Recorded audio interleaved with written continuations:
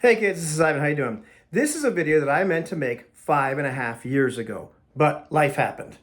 So, what's this video about? This video is about the Party Caller. What the heck is that? The Party Caller in Dungeons and Dragons is a player responsibility or player role that, much like the Mapper and the Chronicler, bet you never heard of that, have disappeared from the text. They no longer show up there. But what is the party caller in the first place?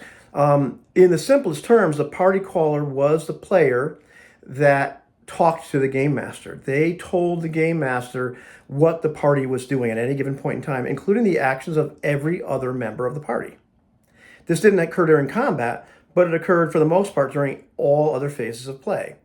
Now, back 5.5 years ago, my friends and I on the internet decided we were going to play BX Essentials.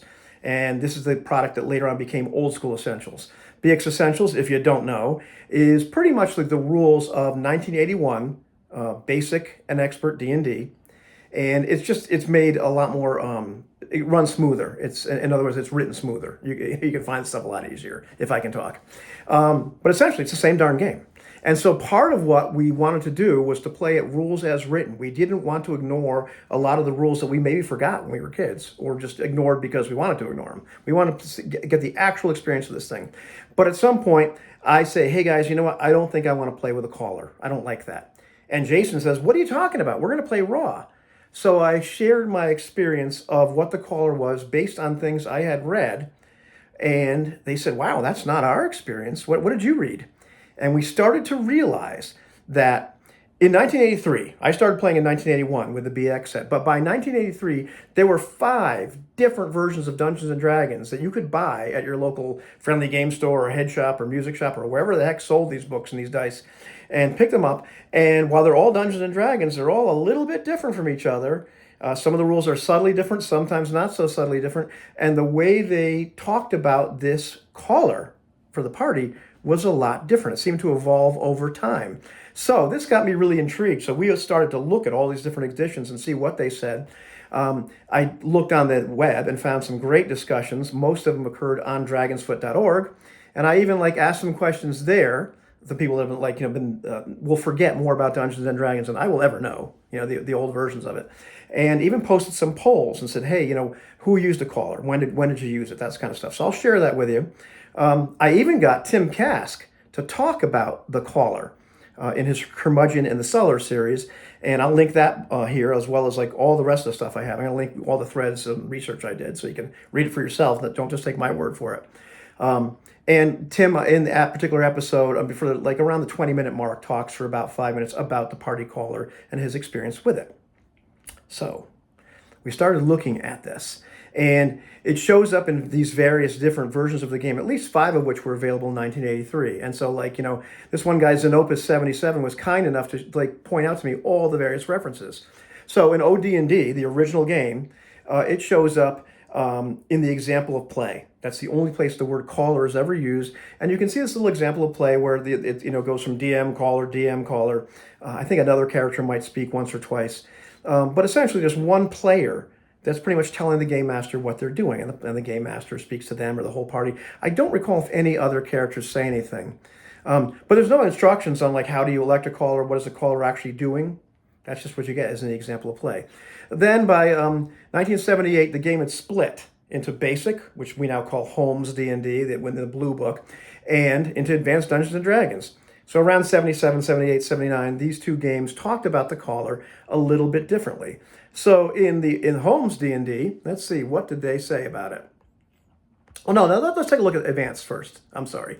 Let's take a look at AD&D. So AD&D, it only uses the term caller in the player's handbook. And this occurs around page 108, 109, 107, something like that. It first shows up in the section called Obedience. Oh boy, this is part of my experience. And it says the leader and caller of a party might order one course of action while various players state that their characters do otherwise. Your DM will treat such situations as confused and muddled, being certain to penalize the group accordingly. That's really what it said. It's oh man. And page 109 says the leader who is to make decisions and give directions for the party must be in the front rank or in the second rank if he is tall compared to the characters before. The leader should keep a sketch or trailing map as the adventure gets underway. and another member of the expedition should keep a carefully drawn map as well. It also talks somewhere in that whole section as well about the idea that at high level play, you might be able to go out with a couple people, but at low level play, it's really important to stick together and be very cohesive, although otherwise you'll die. So it really kind of hammers home this unity of purpose. In the Dungeon Master's Guide, there's an example of play, page 97 through 100. I'm going to make a separate video and maybe just read that and do a commentary because it would be way too long in this video. It's very entertaining, but as you start to read this, you start to realize that the caller is making all the decisions for the party. They're not taking consensus. Every once in a while, characters will agree to something after the caller has said it. So you start to see this idea, and they don't tell you how to elect this person or anything like that, that they're actually the one playing the game most of the time. They're even telling the cleric and the magic user, it turns out the caller's the fighter, what spells to use. And telling everybody in the party, they tell the game master what they're doing, but they're clearly directing the actions of the entire party. This is the thing that I read that I'm like, I don't want to do that, guys. So let's take a look at Holmes. Here, it says one player in the group, this is Holmes Basic, should be designated as the leader or caller for the party, while another one or two should be the mappers. Let's see. Although individual players have the right to decide their own actions and relay them to the Dungeon Master as play progresses, the caller will be the one who gives the DM the details on the group's course of action as they move around and explore, etc., blah, blah, blah. And things like, where are we going to go? That's typically given by the caller to the DM. And in the course of the adventure, the caller will naturally discuss the options available to the party with the rest of the adventurers, but it is he who the DM relies upon for the official instructions. Although individual players may still pursue alternate courses of action at appropriate times if they insist by telling the dungeon master. So pretty interesting. It's a little bit clearer how you do that, but once again, the impression is being given that the caller is kind of in control of everything. Now, in 1981, in the basic rules, well, in the Moldvay game, which I started with, basic rules have been rewritten at this point. It's a little bit different, a little kinder and gentler. And it says on page 22, I think, one player should be chosen to tell the DM about the plans and actions of the party. This player is the caller. The players may tell the DM what their characters are doing, but the game runs more smoothly when the caller relays the information. The caller should be sure to check with each member of the party before announcing any actions, such as we'll turn right or the thief will check for traps. The caller is usually a character with a high charisma score and should be near the front of the party where the character would be able to see what the DM describes, a little differently.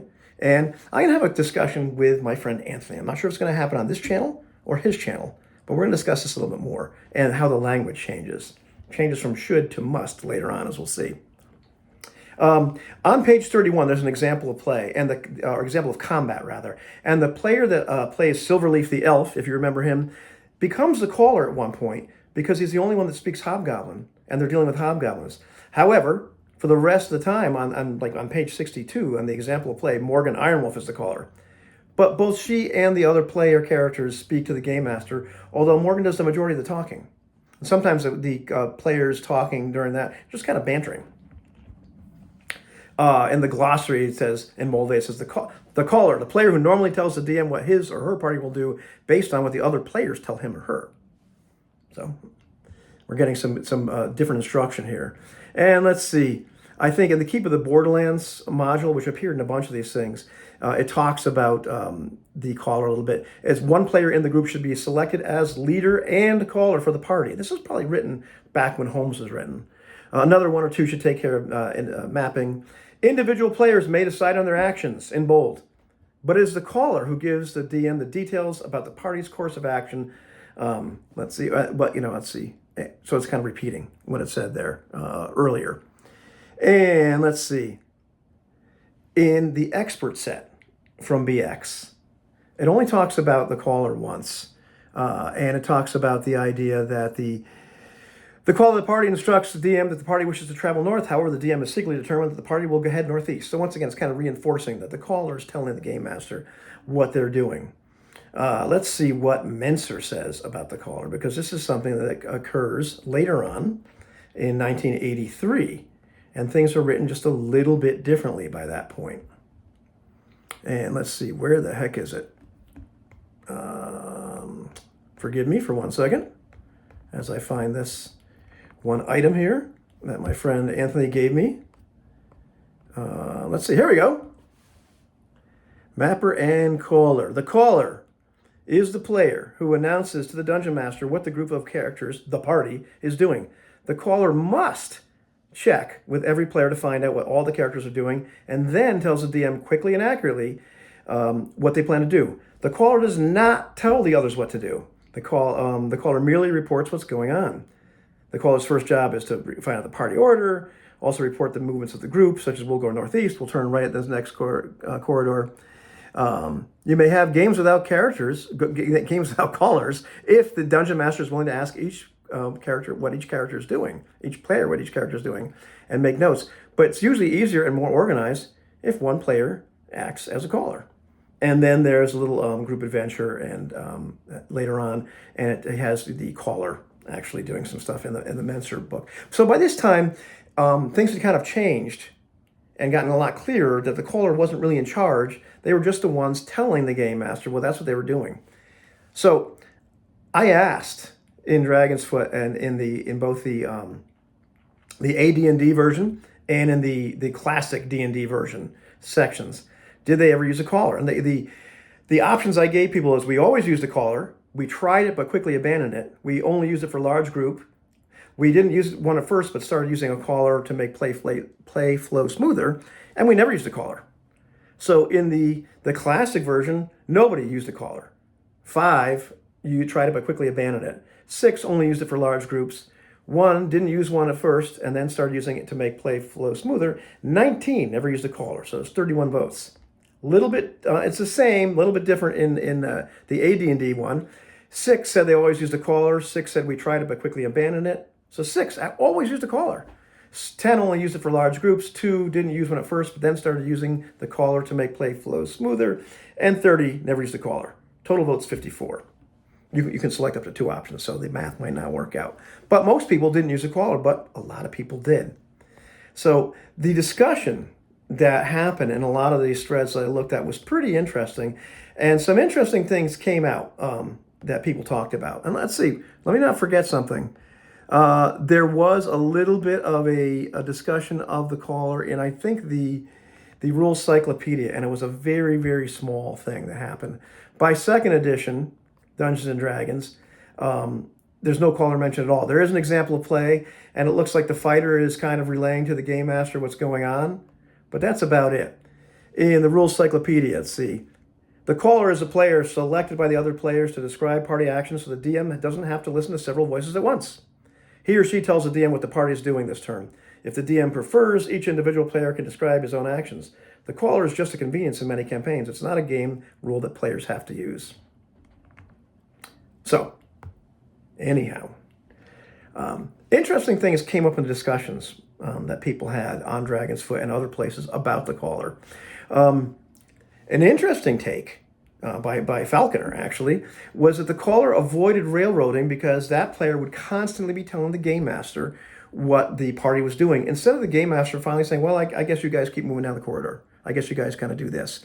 And it was their contention that the caller, games with callers were much more player-directed than games without a caller, where the game master kind of had to say, well, you continue down this corridor at this point. It's a really kind of interesting point. Some people kind of recoil from the idea of the caller being a dictator. T. Foster, who has a lot of great things to say, and talked about the idea that the caller wasn't a dictator, but they were chosen by the group, the other players, to make decisions and to let the game master know what was happening. However, if a player refused to do what a caller indicated, they were kind of doing this out of character. You assume they were doing it, in game, and that might cause some problems, as the player's handbook might suggest. But once again, it was interesting that T. Foster said that they were the player chosen by the other players to make decisions, not just take the consensus. Tim Kask's take on the caller was very, very interesting. He talked about this idea that, it was kind of self-defense. It wasn't something that Gary instructed him to do. It was something that he started to do by himself because there were just so many people. and it was kind of cacophony. And he said, okay, well, wait, well, one person tell me what you guys are doing. And then the caller would take some kind of consensus and then relay to the game master finally what was actually happening. But he also had some interesting things to say about the people that became callers and people that he wouldn't necessarily have chosen, but really had some serious leadership qualities. And not only were they had good leadership qualities as players, regardless of what kind of character they were playing, and the personality of their character. But these people that tended to be really good at playing Dungeons and Dragons, really good at doing dungeon crawls. And generally what happened was, you're really good at being the caller and making these decisions. Well, you get to do that. If you start to mess up, well, guess what? You're not the caller anymore. Somebody else is the caller that's better at playing Dungeons and Dragons than you are. I found the entire discussion and all the stuff that was in the books kind of fascinating. It seems to be something that evolved over time. It seems that perhaps in some of the very beginning games, might have been done out of self-defense. It might have been a holdover from some wargaming and some, once again, which was probably self-defense when you had a bunch of people around a sand table, all shouting at once. You have, okay, one guy tell me what this side is doing. But it was interesting to see that. It was interesting to see that, a lot of people felt that it made the game run a lot smoother.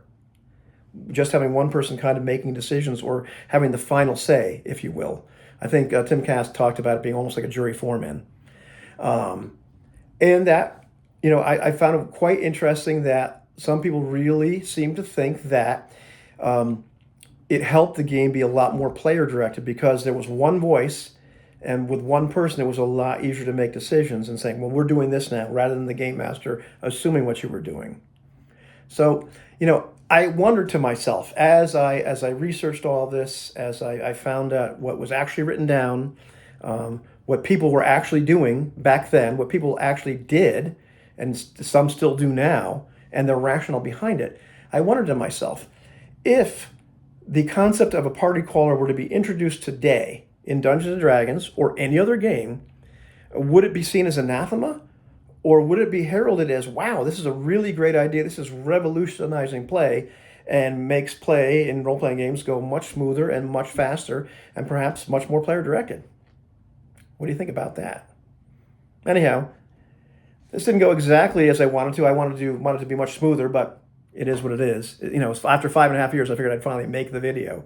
But I'm going to make that other video going and talking about the examples of play, reading them, and showing you exactly what I mean. But I'm really looking forward to having a conversation with Runeslinger, with Anthony. It'll either be in my channel or his channel. It doesn't really matter. That's it, kids. Talk to you later.